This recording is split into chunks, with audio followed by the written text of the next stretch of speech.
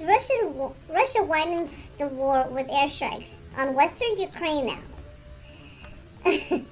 How the hell is Ukraine supposed to defend itself since they have no freaking aircraft? Why? Because the shitty Polish aircraft, I'm sorry, I shouldn't say shitty, but those Polish aircraft that Poland so generously and other countries would love to hand over to the Ukrainians, this administration right here is not allowing it. The Biden administration. Apparently those in Congress, the House of Representatives and Senators, they're okay with it. They don't have any beef with handing over those jets. Either the way Poland wants or directly or what have you. But this man right here is the one that is standing between them, not behind them, between them. His administration, okay? I mean, his answer was if Putin uses nuclear weapons or chemical weapons in Ukraine, he's gonna pay a severe price. Ooh, what is the severe price? More sanctions that are not working? Hello? Sanctions that are not deterring Putin. Sanctions are not going to deter this asshole. Really, they're not. I mean, the only ones that are really suffering are probably the Russian people. But Putin, please, come on now. I can't believe they're basing it all on freaking sanctions that are not working and that are not going to work with this idiot. And I'm talking about Putin. Putin is not going to... not deterring him is not going to deter his ass. Really, it's not. Those shitty negotiations, he ain't never going to negotiate. He knows what he wants what he wants. And he ain't going to deter. Now, the only thing was I heard in the news the other day that they were asking Zelensky to concede. Those three main talking points that Russia was demanding. One, that Crimea was Russian. Two, that the separatist-backed regions were Russia's. And three, that he would give up his request to join NATO. Hell no. Especially at number three. Hell no. If anyone deserves to be a part of NATO, or is more European than any of the other cowards in NATO, is Ukraine. Ukraine has demonstrated time and time again that they are willing to stand up for their country, for their people. It is their country. Something that the cowardly NATO members, including the U.S., is not doing. Now, I heard a comment by Mitt Romney, which is true, and he's really in tune with what the American people and the world is thinking, that you guys are all cowards. The U.S., NATO, that you don't want to... I mean, we are aware of World War III. We are aware it's going to be a nuclear standoff or what have you. We are aware. We know that. And you know what?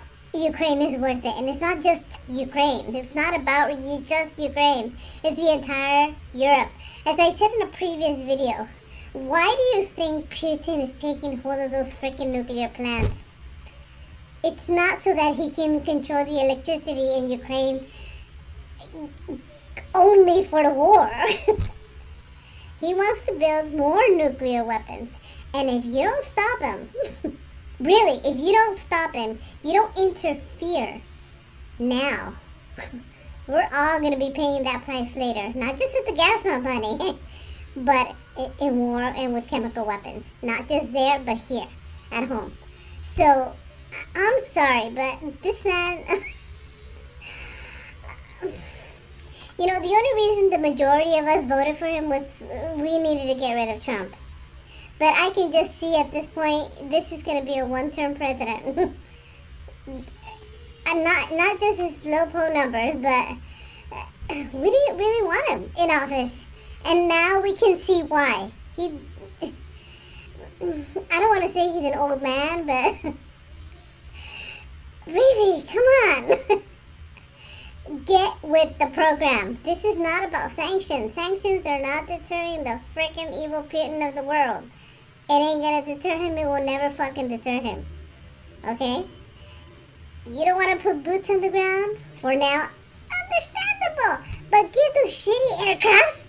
Give those Polish aircrafts to Ukraine because they need to defend themselves. Especially at this point where Russia is now using airstrikes in Western Ukraine. Western Ukraine, okay? It's not just Eastern or Southern Ukraine or that area, separatist area that he claimed he wanted. This is now Western Ukraine. In other words, close to Poland and Hungary and Romania and all the other NATO countries. Are you going to wait until really? I think it was a dung bomb that went over to Croatia that didn't explode or what have you, but it went over already. That is an act of war, in case you didn't know. But man, get with the program, Biden. Come on. The Biden administration. Really, it is the Biden administration that is negotiating.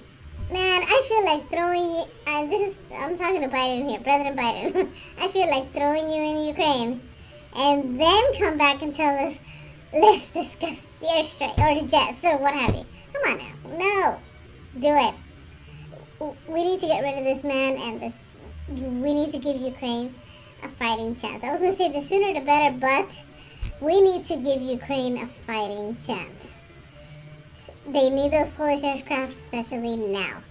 This was due last week. This was due last month. This was due when he first asked for it a few months ago. And I remember there was